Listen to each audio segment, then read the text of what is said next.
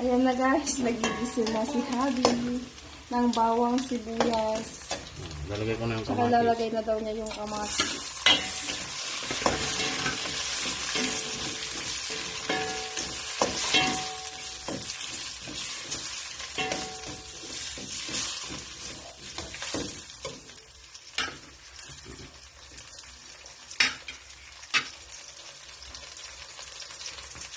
So, ayan guys. Okay na yung sibuyas, bawang, at saka yung kamatis. So, ang susunod dyan ay nilagay natin yung pork.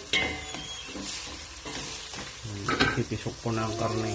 Ipipisok na daw niya yung baboy. So, ibig sabihin nyo guys ay lalagay na niya yung baboy sa loob. Haluin ko muna. Nahalo niya, tapos tatakpan niya mamaya. Kailangan guys, yung baboy is medyo golden brown siya para mas masarap.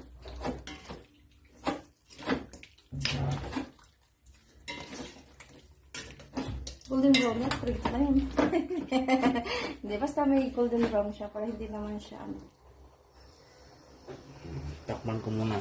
Tapan niya, tapos hinayin niya konti yung apoy. Ayan. Tapan niya. Ayan guys, lalagyan niya lang tubig. Para may sabaw. Para may sabaw ang pork sinigang niya. Kasi okay na yung karne. Nalalagyan na lang sabaw. Kita na, umuli kami karoon dito eh. Saka social siya, mineral water yung sabaw. Sa amin. Bakit nga to? Pwede. Ano tayong danan dyan? Yan. Hayaan niya muna na ganyan siya, tapos tatakpan niya. Then, kukuluyan na mamaya, tsaka niya bubuksan. Kung pwede nang ilagay yung mga sahog na gulay, katulad ng okra, katulad ng sitaw, ng sili, at tsaka yung talong. Nakalimutan pala namin guys, bumili ng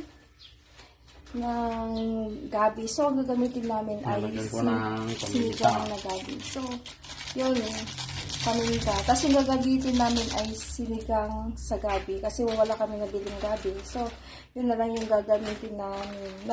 Gagamitin ko muna si Gabi. Gagamitin muna namin sa pagluluto Si Gabi. si Gabi na with Gabi. Yun. Ito guys, lalagyan ko na siya ng asin. Wali 3 tablespoon. Hindi kami masyado sa asin kasi Dalawa. hindi yan tablespoon daddy. Aklo yan. 3. Ganun lang. Abay na. So, yun nga guys, dahil may mga pasyente kami dito sa bahay, katulad ni Papa, hindi siya masyado sa maalat. So, kailangan namin mag-less ng asin. Tapos Yung yung alat. lalagyan ko ng konting Ajinomoto. Ajinomoto. Ajinomoto nga. Bitsin na dulamin. Bitsin ka no. Ayan, lalagyan ng bitsin. Ang konti lang guys, kasi hindi maganda ang bitsin pag sobrang Maganda, kaya nga sila nagbibinta ng bitsin. Hindi rin maganda sa kalusugan. Ayan, Diba about sa bitchin, no? Hindi, maganda naman bitchin, pero kunti lang. Kasi nga guys, pag madami kang nailagay, hindi rin maganda sa katawan. So, pagdating natin sa mga 50 or 60, so nararamdaman natin na meron na tayong mga sakit. Kasi yun nga, sa cholesterol, sa mga nakakain natin. So, kailangan din natin maging healthy para humaba pa yung buhay natin. Ayan siya guys. So, mamaya is tatakpan ulit natin, tapos lalagyan natin yung mga... Tatakpan ko na. After 5 minutes, pag After kumulo, 5 minutes lalagay ko na yung mga gulay. Ayan, nakikita mo kami o dalawa kami. So, ayan guys, kumulo na yung natin, yung pork sinigang natin. Pwede na natin ilagay yung mga gulay na sahog.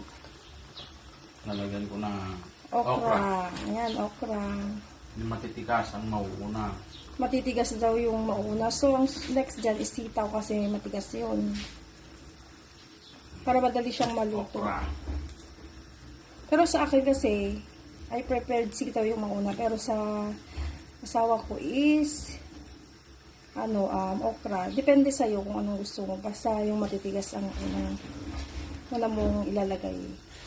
So, after ng okra is sitaw.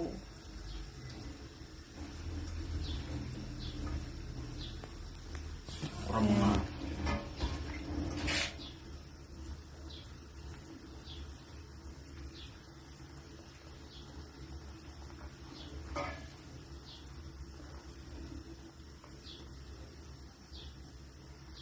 then sitaw. Sitaw.